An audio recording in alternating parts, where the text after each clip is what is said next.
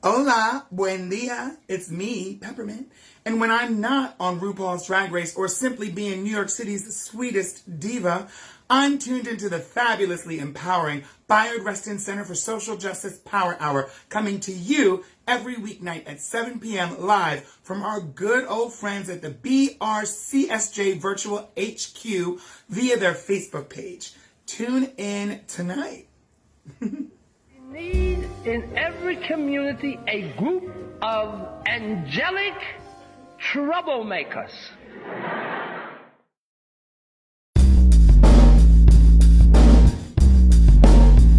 Social justice, power word, power word, power word. Social justice, power word, power word, power word.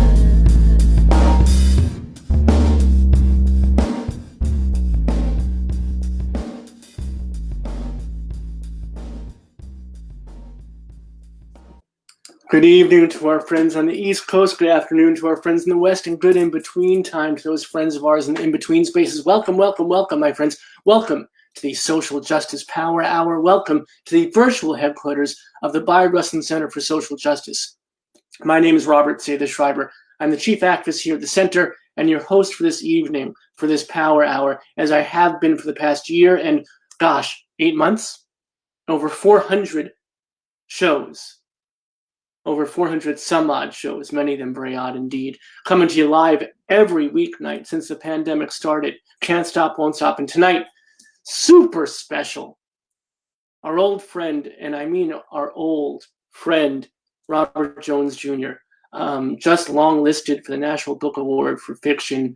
And we knew back in the day, Robert was on in January right after the book was published. And this is a super special thing. And we are honored and touched and thrilled all at once that we get to share more time with Robert. It is truly a unique, extraordinary experience, and I cannot wait to share that time with all y'all in our virtual community. But before we start, I do want to entice you back, because I know that Robert brought a lot of friends and fans and readers and fam to our yard. So I want to make sure you come back to the Power Hour. As I said at the outset, we are here at 7 p.m. Eastern, 4 p.m. Pacific. So I do want to share some highlights of things, and just highlights of things that are coming up in the Power Hour. But before I do that, even more. As many of you are aware, we lost our physical space here in Princeton, New Jersey. And it's hard to be a safe space without a space, my friends. We've had tremendous support from the community. Folks offering us tremendously special spaces, and we're out on the road every day, myself, our community outreach coordinator, Carol Watchler, our board, are out there trying to trying to find us a new space so we can gather again in a physical space so we can be together, my friends. And we have our friends in the community too. Al's Airport Inn in Ewing, New Jersey, an incredibly affirming space in Ewing, New Jersey, held a fundraiser for us. And it was a beautiful thing. It was such a great gathering, and it gave us hope that we'll be able to do it again. And the School of Rock Princeton put on this wonderful benefit, their grand opening in town, and forced me on stage to sing a song. And I'm going to show you just a snippet, because you should see it. And you'll know why when we have our musicians on Friday nights and we have our entertainment on Friday nights and they ask me to sing along. You'll see why. As effervescent as I am, as good a sport as I am, I will not sing along. And this clip will tell you why. So please enjoy this best you can. And if you can, don't listen and just watch, because I'm pretty good on stage. I have a great presence. I have the hair, I have the hips. I don't have the voice. But for your quasi-enjoyment, here's a little piece of the great benefit that Princeton School of Rock held for us.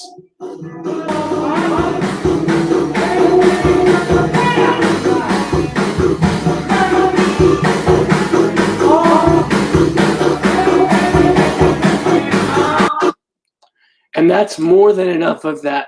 But thank you to Al's Airport Inn. Thank you to the School of Rock at Princeton. And thank you to all y'all out there who have been so supportive these past couple of difficult weeks and months. as we forge forward to find a new space for us. And as I mentioned, though, we are here now virtually in communion. And I do want to share some highlights that are coming up, so you'll come back to us. We have our queer yoga tomorrow night, which we have every Tuesday night. And then on Wednesday, we have Adam Gopnik, one of the greatest thinkers of our generation, OG radical of the real.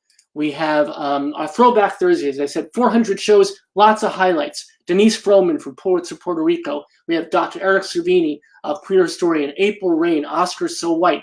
We have Amanda Jette Knox. Love Lives Here, the story of her transgender family. And David Camp, author of Sunny Days, the children's television revolution in the 70s, brought along his friends and our friends now, Bernadette Yao from Zoom, and Emilio Delgado, Luis on Sesame Street. All those wonderful episodes, and we're glad to bring them back. And then Friday is Jim Henson's birthday, celebrating with Brian J. Jones, Black Boy Joy, y'all, with Kwame Umbalier, The Kaepernick Effect with Dave Zirin. Don't want to miss that one. This will be special. Our friend, our board of directors, vice president here at the center, Dr. Pernille Joseph, Black Power scholar, author of Sword and the Shield. That book is coming out in paperback. He's going to be here on the eve of that release. Gideon's Promise, a public defender movement to transfer criminal justice. Jonathan Rapping will be with us. Charisma Price, wonderful poet. Cannot wait to talk to her and hear some of her poetry. Wesley Stace, we have a big announcement coming up, Wesley, so stay tuned, true believers, something really special with this wonderful musician. And then finally, Dante Stewart, Shouting in the Fire, very excited about this, and I think that Robert Jones Jr. is as well. It was under his wonderful recommendation that we're bringing Dante to the show. And that's just some of the highlights. Just some of the highlights, my friends. There are things that are coming up on the show, and as we gather in community, we do have one last thing I want to point out to you. We have Jill Sobule live in concert, in person, hugging and kissing, masked and vaxxed, very safe, October 7th. If you're anywhere in the area, 300-mile radius, come on out. Make the trip. See Jill. Have a great, fabulous evening with us. Support our center. Help us to find a new home. But gosh almighty, enough. This book, The Prophets. I feel like David Letterman. Nothing more needs to be said. Y'all know my next guest needs no introduction. So without further ado, without any more of my shenanigans, my friends, please welcome to our virtual stage. Welcome back to the Power Hour. The beautiful, the fabulous, the extraordinary, the inspirational Robert Jones Jr. Thank you, Robert, for having me back. It's so good to see your face. How are you? Seeing you, I am extraordinary. You came to us in January. I knew this book was going to be something extraordinary.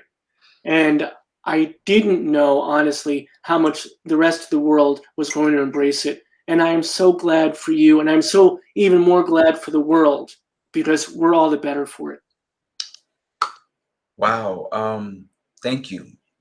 I just, maybe because of the pandemic, I haven't had the kind of interaction with the public or audiences that I had anticipated when it was the dream in my head that I would one day be a published author. You know, I dreamt that I'd be going to bookstores and book signings and book festivals in person. And it's only very recently that I've done an in-person appearance. My very first in-person appearance was this past weekend at Provincetown Book Festival. And when I tell you that they rolled out the red carpet and treated me and my husband Adrian like they were just so wonderfully welcoming and friendly and kind and filled with laughter and joy, and they made us feel right at home. And it was all the things that I had hoped and dreamed this experience would be like. And so that was so wonderful. But my point was that all of those wonderful, kind things you said, thank you so very much. It's hard to know because of how disconnected I've been from the rest of the world and readers and such about how they feel about the prophets. So if it is indeed out in the world doing the things, half of the things, a quarter of the things that you say, then that is the point. And I am so happy if that's the case. there is so much. My mind is whirling and my heart is so full talking to you. Our plan was just to chop it up about Wonder Woman all night, but there's so much more that I do want to kind of touch on, and just even sparking the name Provincetown. And there's so much magic to that community. I hope that you got a chance to be out in the streets and to meet some folks. It's to me. We went there every summer, my family. And if you can believe it, we went there because at the time, Cape Cod was really inexpensive. And it was the only thing my parents could afford. Wow. Okay. So we drove 7 hours to go to Cape Cod. We stayed in Wellfleet and every night went to Provincetown. And I believe it was instrumental in how I learned to see relationships and to see people and to see men and women and non-binary folks holding hands and loving and kissing and being together. It was extraordinary for me. We did get a chance to kind of sightsee. So my husband and I took a walking tour of Commercial Street, and a couple of my friends came up and surprised me. They came to see me at the book festival. They took us out to dinner. But the people, the residents themselves, everybody was so friendly. Hello, hello, hello. It was just, you really felt community. One of the dangerous things, though, is how some of those people who live and love and have been in Provincetown for close to all their lives, how they're being priced out now because the wealthy are coming in and buying up real estate, and prices are going up and all of those things. And it is such a beautiful, beautiful town.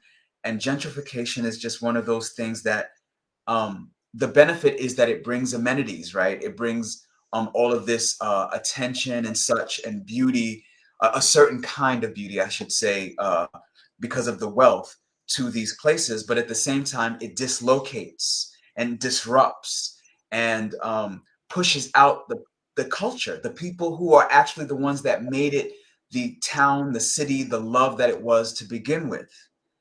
And that's the sad part about it. But everyone there was so kind.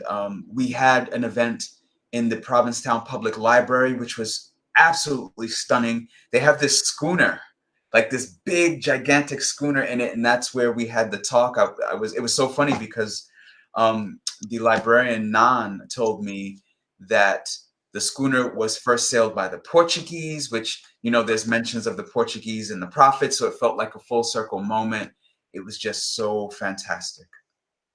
It sounds like everything you deserved. And we talked about this in January when you were first on the show, that this is a wonderful thing, and that you and I get to engage like this because of this bit of serendipity. So there's a blessing in that, right? But I hope that now you'll be able to do that so much more and safely, but also with the love you deserve, to be able to, as you said, to witness it firsthand. Is different than different than reading it in the Times, or, you know, it seems like you have dedicated real estate in the Times now. I think they, like, every week they have to put a certain number of lines in there about you, or they can't publish, and that's a wonderful thing as well. The New York Times has been extraordinarily kind to me in my career, and I'm entirely grateful for that. You couldn't ask for more. It was just so wonderful of them, incredibly wonderful. And if you folks haven't read Robert's review that he wrote, I think it was just last week, a wonderful book review, and I believe it was your first in the Times, right? It is my first book review, period.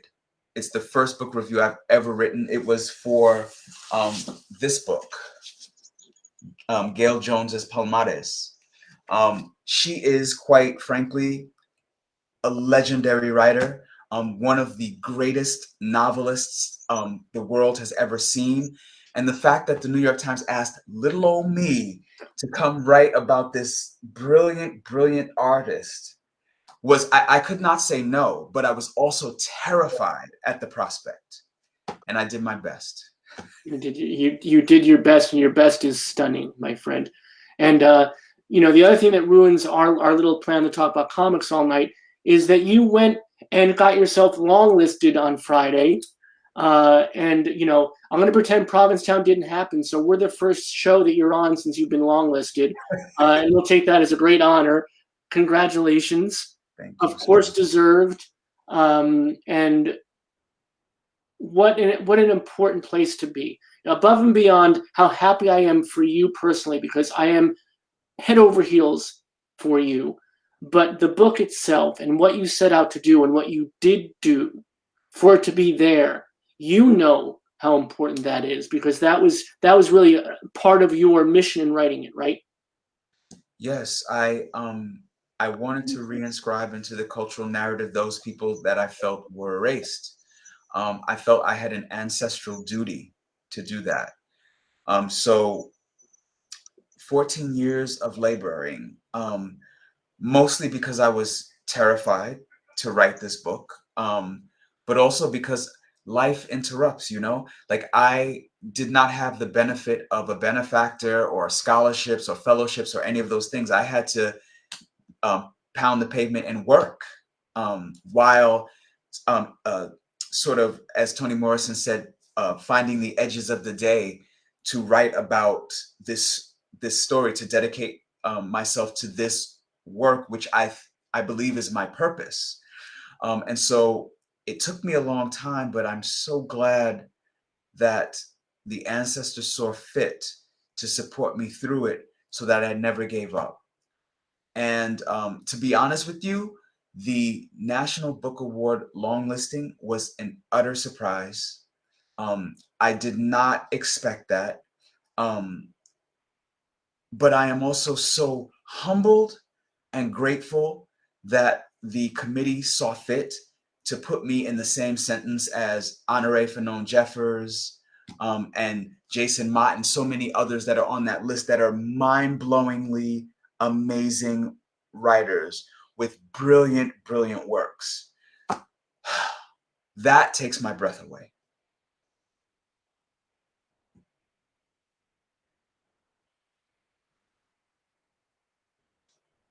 I didn't want to even breathe while you were talking. So it's amazing to me that you still have a very, very real, humble spirit after all this time. If it was me, I would have gotten some sort of long list, like gold emblem, like a VW used to wear, like around your neck with a chain. I just have it there. And you ask me about my long list, that would be me.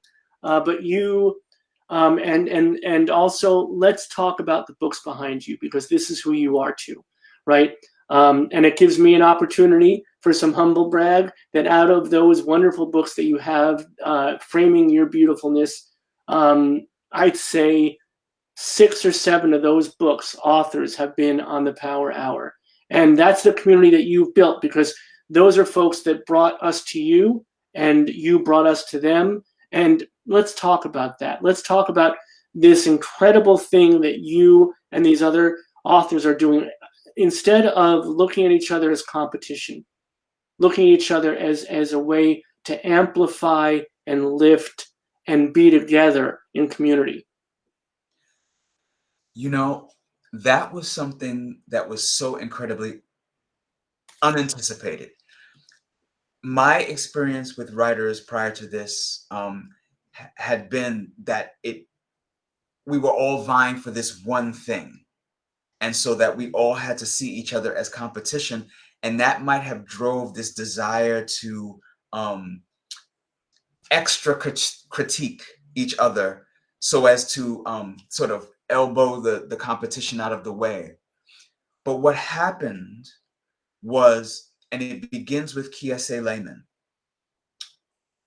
I have never experienced such unabashed love from another human being. Like, Kiese read my work and on the basis of that alone decided that I needed to be seen, that I needed access, that I needed to be published.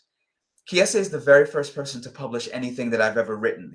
I wrote an essay for Gawker, that is only published because of Kiese.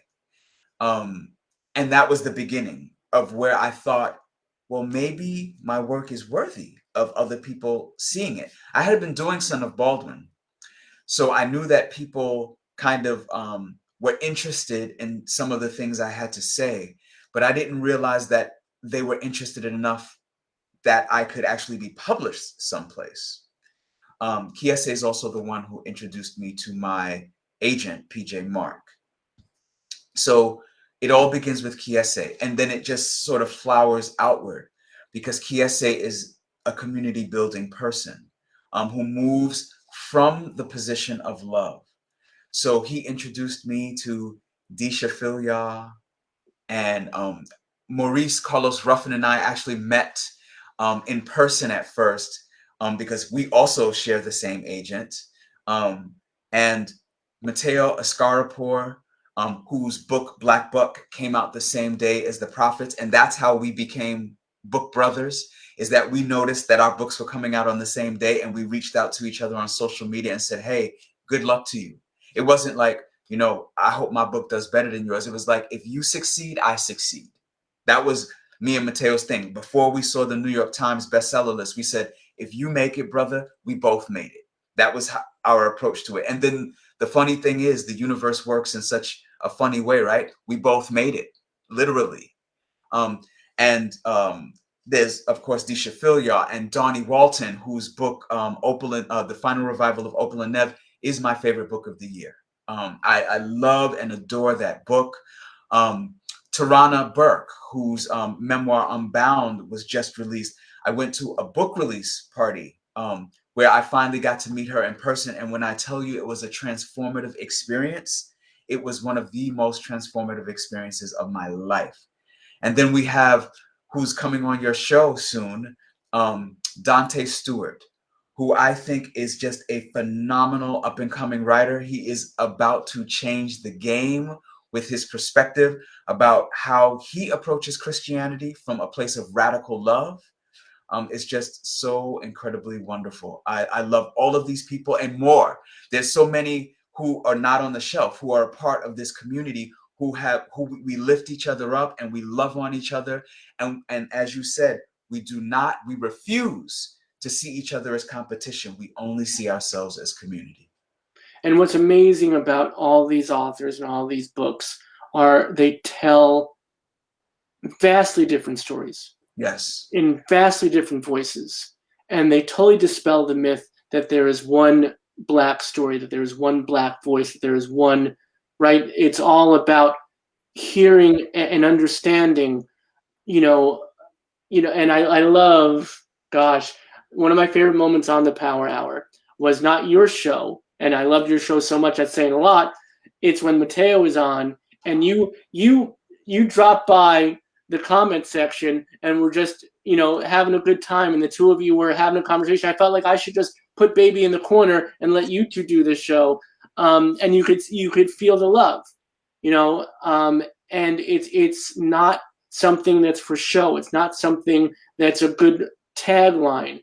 This is a real incredible support system. You mentioned Dante Stewart, and I think it was just Friday morning, I got an email from you and from Disha, and you were like, you have to have this guy on. You both hit me, on separate emails, but saying the same thing, using each other's quotes, and now he's on the show. And, because anything that comes from you or her or any of those folks, immediately, it's nothing but an honor.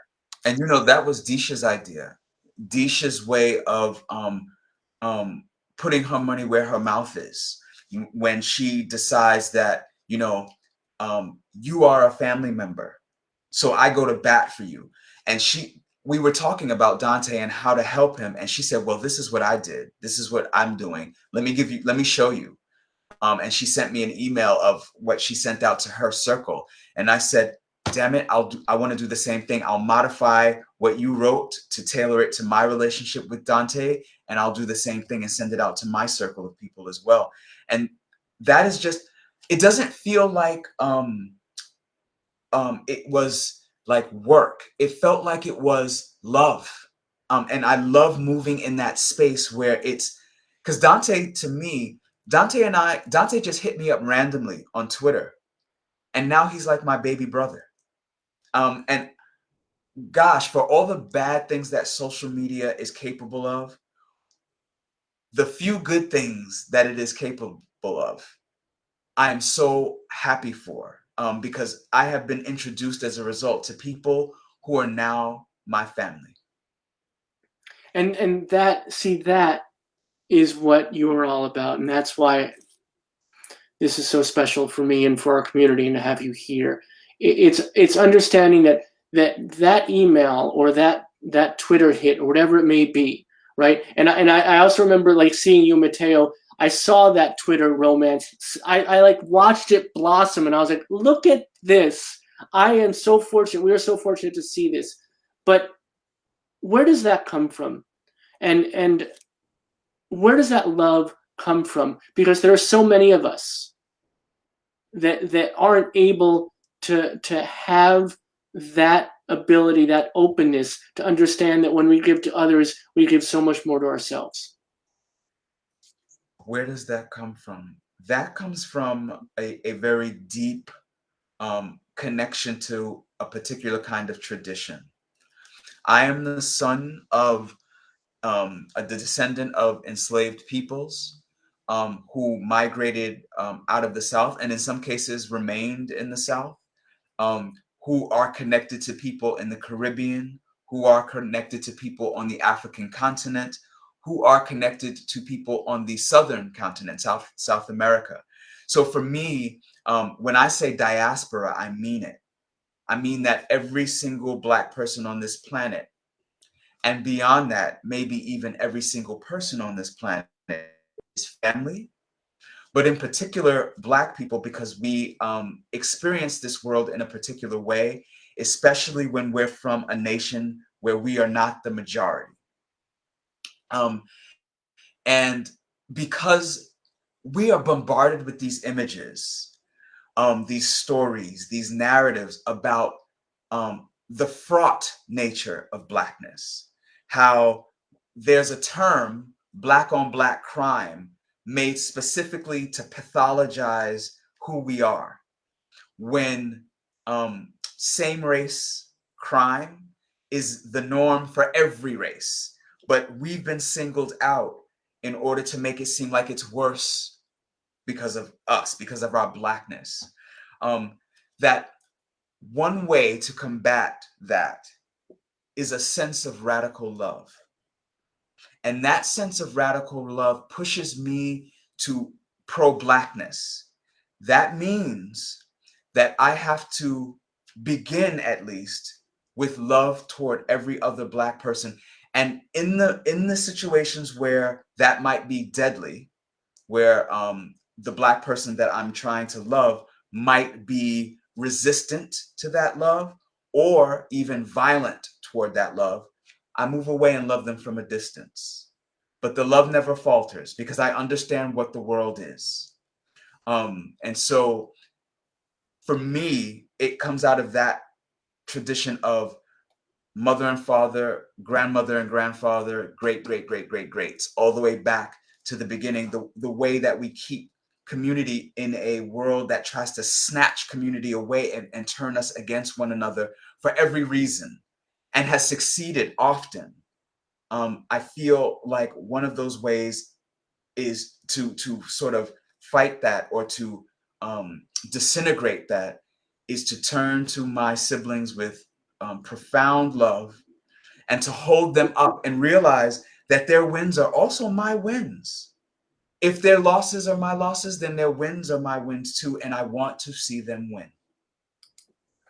I'm glad you mentioned something in the middle there that I want to pull at just a little bit. You said when someone reacts to this with difficulty, with hate, with even violence sometimes, and you said you pull back. And then you said this beautiful thing that I really want our community here. You said you love from afar, but that must cause you pain. It makes me sad when me and another Black person, um, because of the ways in which the world shapes us to think, um, that my presence as a Black queer person, a Black queer male person, is somehow threatening or disgusting to them. But I realize that is not the origin of their spirit. That was something that they learned as a result of our captivity as colonized people. Because all of my research for the prophets revealed that homophobia is a European construct. Um, the idea that Europe comes into these lands of indigenous peoples and turns those indigenous peoples against one another, that has been the history of Europe. To go into whatever land and say, hey, I think you're superior to these other people that you've been getting along with just fine before we got here. So you should see them as less than you, and somehow convince us that those stories are ours. And then we internalize them as though they are ours. So I have a great deal of sympathy for the other Black person who might see me as threatening or disgusting. But it also, I'm a human being, so it makes me sad. But it does not disrupt the connection that's still there, the love that has to be there, because otherwise I just become like the oppressor, that their strategy works if I let them turn my love into something ugly. But I do also have to protect myself. So I move to a safe distance. But that can't be enough. And help me, because I feel it too in the work that I do and the work that the center does, and I'm sure a lot of people in our community does. So they help us learn from you, and not that you're a sage, not that we're counting on you to give us all the answers, my friend, but personally, just so we can understand what your journey is. It hurts you, it makes you tired, right? So that self-care that all the kids talk about, what do you engage in? Because I feel like these personal things, if you don't mind me asking, these individual ways that we care for ourselves often gives another window into how one might care for themselves in a similar fashion. I take very long walks because I tend to feel revived when I am in nature, when I can see the trees and the grass and the flowers and the insects and the animals and even the other people in the landscape. I feel recharged. So one of the ways in which I try to restore myself when I feel like maybe I'm being attacked on an energy level is I take long walks. The other is I return to the great minds of the Baldwins and the Morrisons, and I read relentlessly all of their works, and it kind of helps me to remember the frailty of humanity, that humans are not always going to get it right, that sometimes we're going to be cruel to one another, but sometimes we're also going to be balms for one another. And then I write, because that is the reason why I'm here. I believe with my whole spirit that the reason why I am on earth at this time, in this frame and reference of existence, is to write. It is my sole purpose for being here. And so I write, and I write in a way that I find that tries to capture the complexity of this experience, of tries to maybe even get to the root of it, which I will never do. I will never get to the root of it. But the attempt to get to the root of it is what keeps me going. And so those are just some of the things I do to kind of find my way when I feel lost. Well, this is the book the prophets just longlisted for the National Book Award for Fiction this very Friday. We cannot recommend it enough here on the Power Hour. As beautiful as you hear Robert talking tonight, it is really nothing compared to the way he writes. It is beautiful and romantic and tragic and heartbreaking and sexy and just everything you could imagine that you never could imagine, because it only could come from Robert Jones Jr. So if you don't have this book yet, buy this book. And if you do have it, buy it for a friend. And I just think it's so extraordinary that you set out to do this thing and that you've accomplished this thing, and yet you are still so wrapped up in the beauty of the journey and not the destination. You don't feel like, I did it. I set out to write this book to achieve this thing. And the truth is, one could argue very well that you achieved this thing, that you brought this story that heretofore was not told before very much to the world's attention. And yet Robert Jones Jr. says, I'll never find the root. I'll never find the center. But I'm going to live my life. I'm going to enjoy the journey of getting there.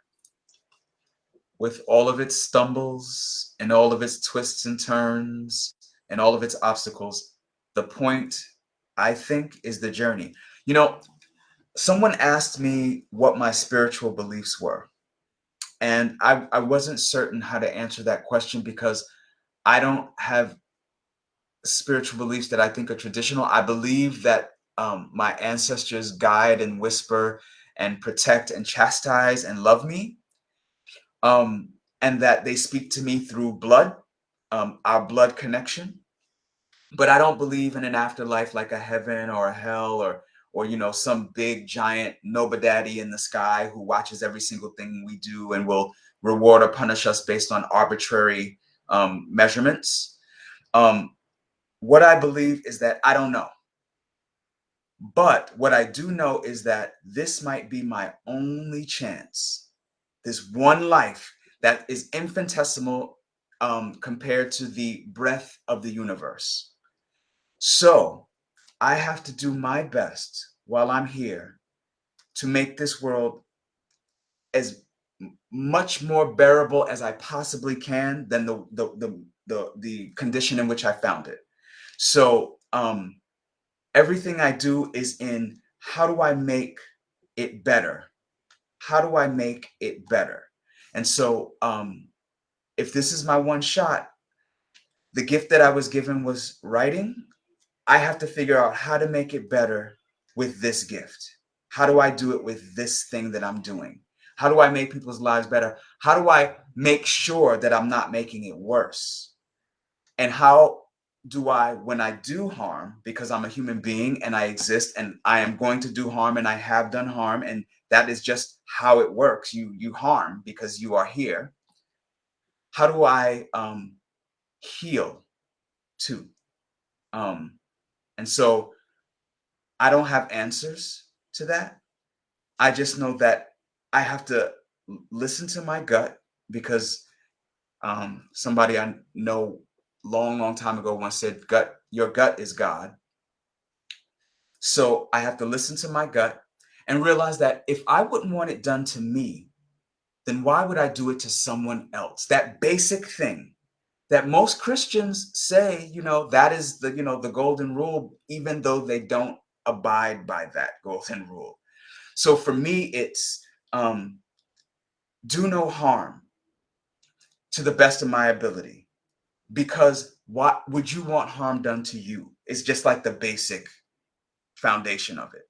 And so I try to move in that direction. I feel like there's a conversation to be had about your definition, your discernment of faith and religion. Well, I grew up in two religions.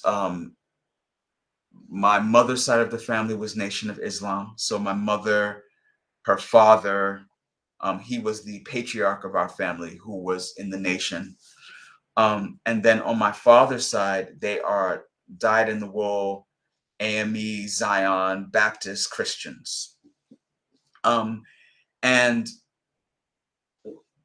I won't say that I didn't glean anything from either of them. From the Nation of Islam, I did get a really good sense of how important it is to be pro-Black. And from the Christian side of my family, I did get a good sense of how I should move with love. Even if the people who practice either of those things don't always ascribe to the golden principles of their faiths. I did learn those things, but I also rejected outright the other things that did not seem to me compatible with the overarching messages of pro-Blackness and love.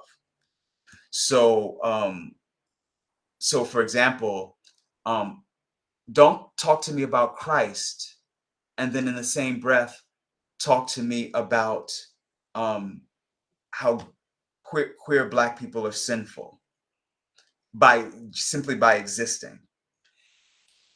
Or on the other hand, don't talk to me about Allah and Elijah Muhammad and so on and so forth and pro-Blackness when you make women secondary, or you don't even have room for the Black queer person in your view.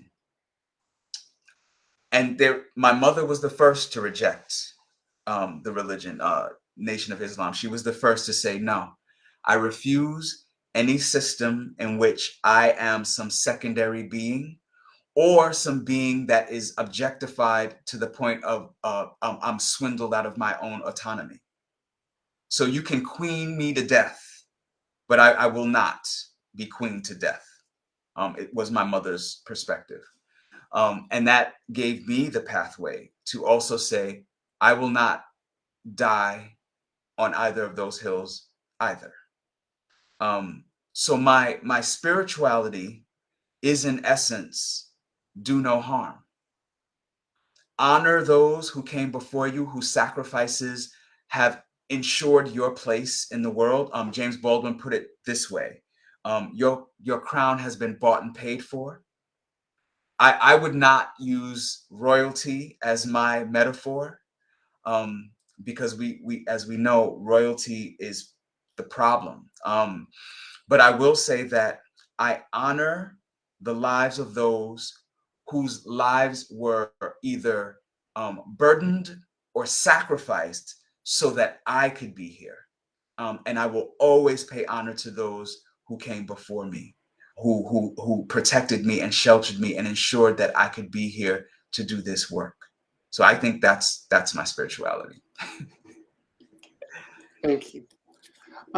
There's a lot we haven't talked about. You've mentioned Son of Baldwin, and we haven't really discussed the origins and the platforming of the prophets, because we dealt with a lot of that conversation in your first appearance in January.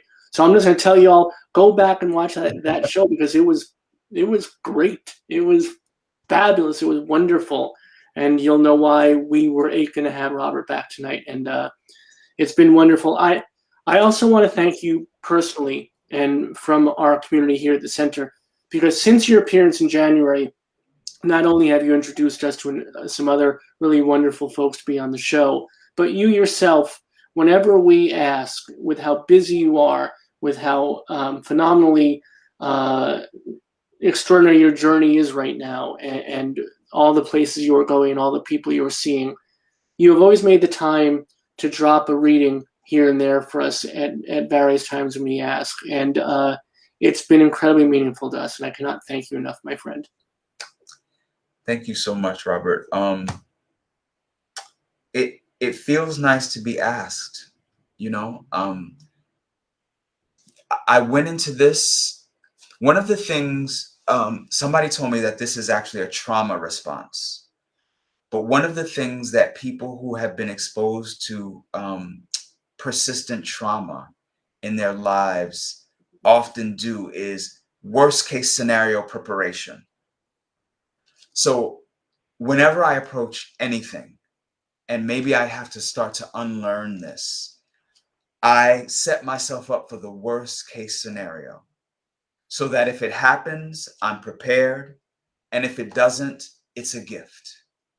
So when the prophets finally made it out into the world, I prepared myself for only the worst case scenario so that whenever I received any good news about this book, it came to me as a total shock and surprise that honestly, it feels good for a second. And then a second later, I'm back to preparing for, well, somebody is, I'm sure, about to say something mean, cruel, nasty, unhappy about this book. Let me prepare. All right, I let that sunshine in for a second. Let me close up again so that I can be prepared for the slings and arrows. And for the most part, this journey has been a beautiful surprise in that sense, in that what has mostly been directed toward me is kindness and admiration. One of those have been you and the Bayard Rustin Center for Social Justice, who have been tremendous advocates for this work. And I'm just so entirely appreciative and grateful for that. Oh, you're going to make me cry because it's such an honor. And, I dare say our friendship is so incredibly special to me personally. And thank you. I do want to beg your indulgence. This would be my dream. If you would read just a couple of pages, because there's nothing like reading the book is extraordinary, but hearing you speak those words is transcendental. So I would love our community to hear a couple of pages from you, and then we're going to spend the last 10 minutes enjoying ourselves and talking about comic books finally, because we both deserve it. That's a deal. I'm going to read, I've never read this section out loud, I don't think. It's one of the ancestral sections. Since we were talking about ancestors, I want to read from Romans. And this actually, I sort of randomly opened the book and landed on this page. And so maybe this is the ancestors telling me something, because we just finished talking about royalty and how royalty can be problematic. And Romans sort of deals a bit with that. It's about 2 pages, and I will read with your permission and blessing. Thank you.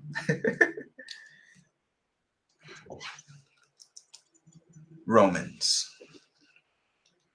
We do not wish to mislead you into thinking you are all of royal blood. You are not.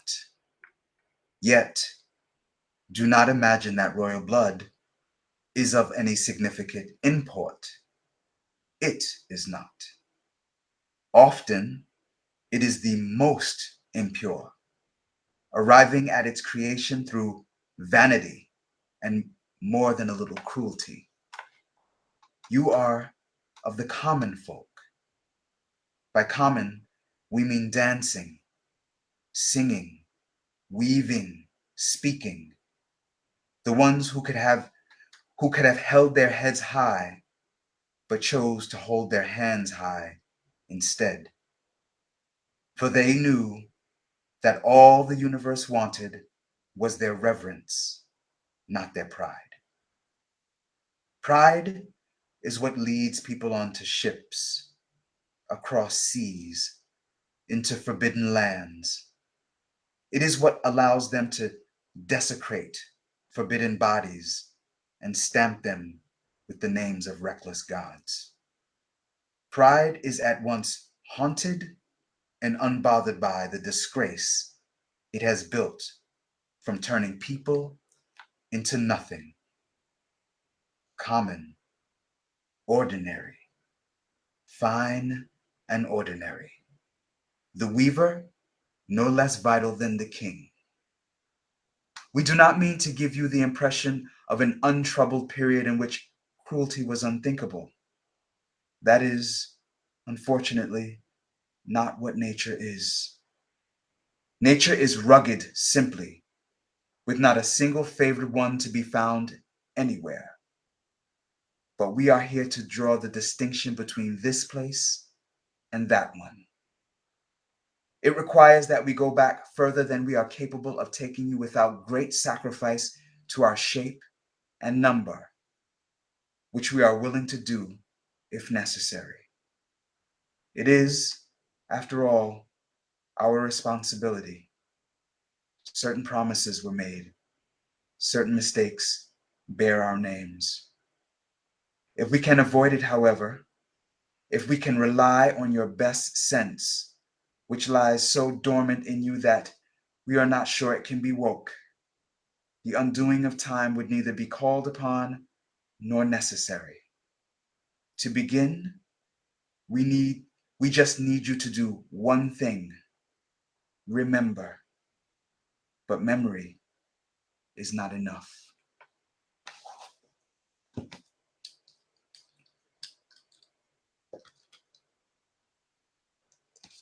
Again, because I'm gonna sigh and I'm gonna make all this noise, and I don't want anything to distract from that. And memory is not enough.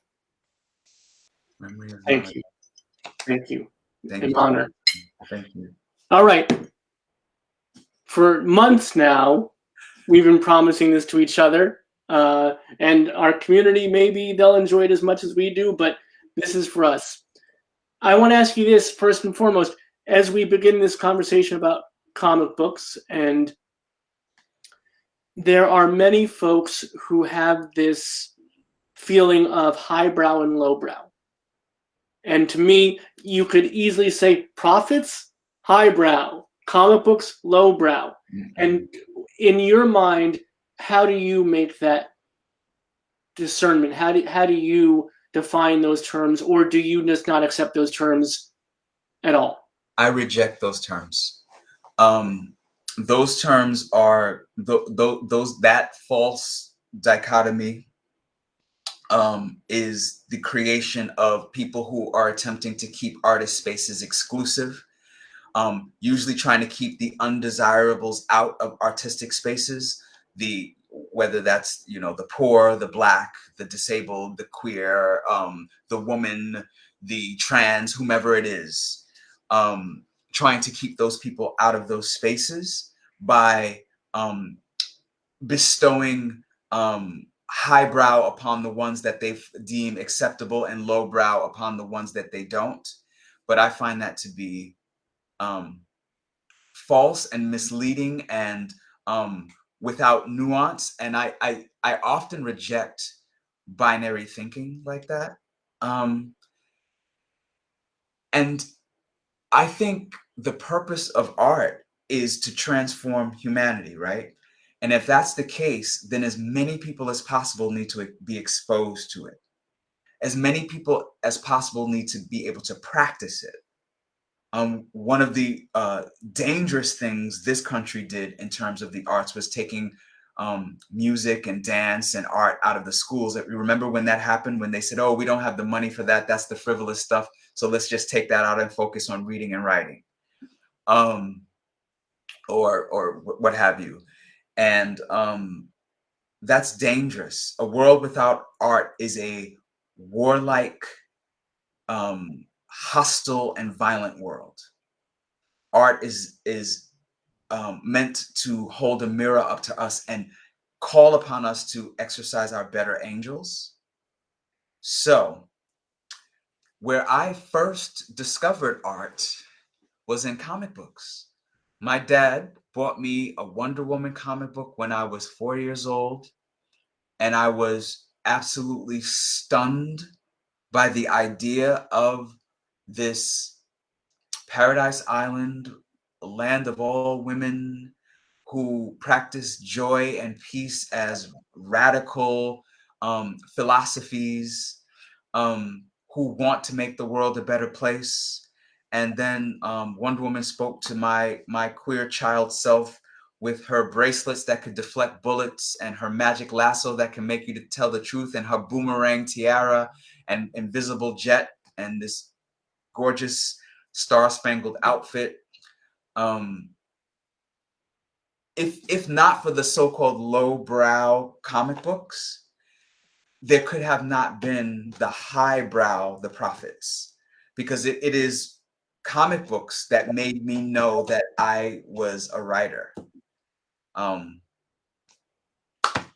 there you have it. And then you get to know folks like Phil Jimenez, who you introduced us to, another wonderful friend of the show who came on and talked about his journey as literally the first out comic book creator for DC Comics, and again ended up Wonder Woman being his signature book. And I'm hoping that we'll be able to entice him back in the fall when Historia comes out, because that looks to be phenomenal, does it not? Listen, there are 2 books this year that I am anticipating more than any other. One is Nubia and the Amazons, because Nubia has been in my imagination almost as long as Wonder Woman has, because I don't know if you remember, they had the Mego dolls, and one was Wonder Woman and one was Nubia.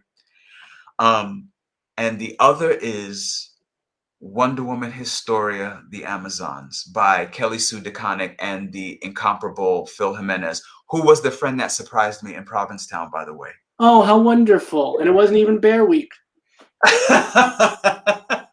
Thank you. Good night. He's got a lot of them, folks. And so, first of all, Kelly Sue DeConnick is one of the most brilliant writers I've ever come across. If you haven't read her series, Bitch Planet, from Image Comics, it is the most inclusive radical feminism I have ever seen in a comic book. It's pitch perfect. The art by Valentine DeLandro is spectacular. From what I understand, the book is on hiatus, but she's still committed to it. So hopefully it'll come back soon, but it is one of the best comic books I have ever read in my life. And then Phil Jimenez, who on this series, Historia, is doing, I would say, career-topping artwork. It is next-level, mind-blowing artwork. If he doesn't win all the awards, there's no justice. And this book, Historia, which is about the history of the Amazons, Wonder Woman's Amazons, from their own perspective, is about to be the feminist book of the year. It is going to be the book that changes how you think about the Amazons, how you think about history being told by the winners. I just can't wait for this book. It got pushed back because of all of the things happening with the paper shortage and other supply shortages in the industry. So it's now November rather than October. But oh my God, I have not anticipated a book like this since I was a little boy. I have to tell you the truth. And I cannot wait for this book to come out. I love the fact that the whole time you were talking about it, you didn't mention the word comic at all. You kept saying book, book, book. And that shows what respect you have and how important you think this is, and how there's no difference between these two worlds. Let me tell you, some of the most astounding writing that I have ever read have been in comic books.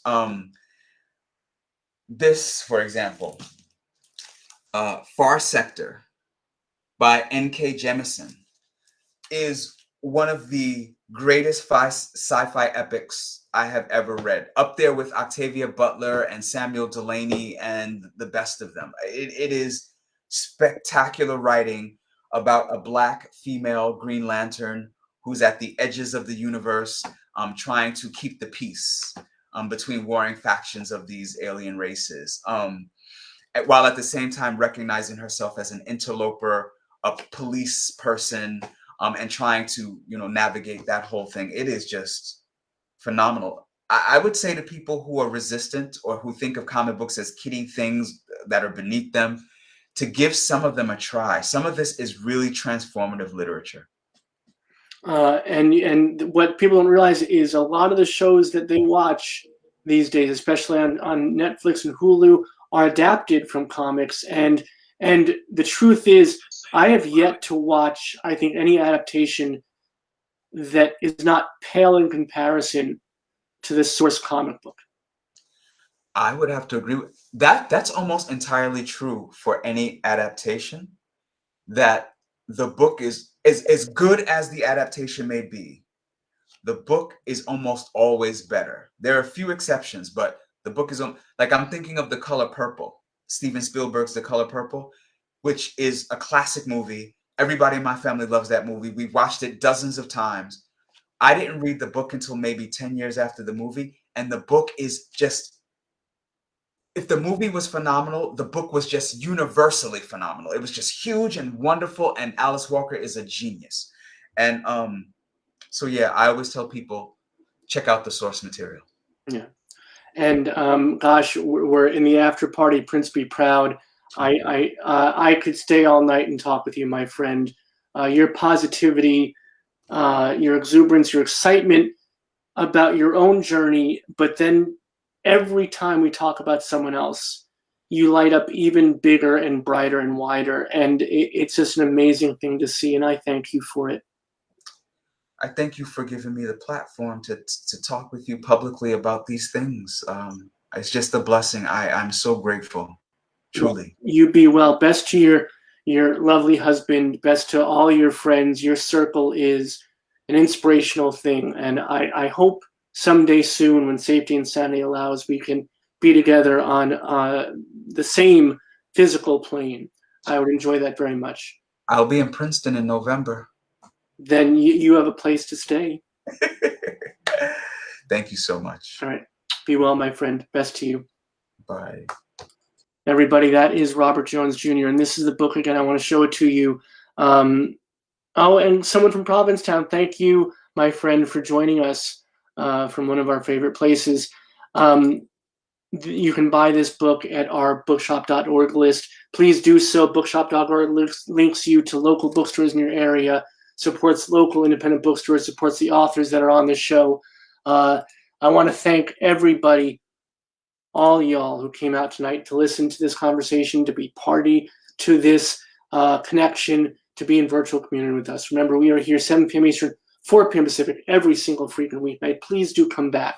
We are here for you. Please be here with us. Much love and respect, y'all. Be good to each other. Be good to your families, chosen or otherwise. And most especially, my friends, be good to yourselves. You need it. And we need you here with us. We need in every community a group of angelic troublemakers.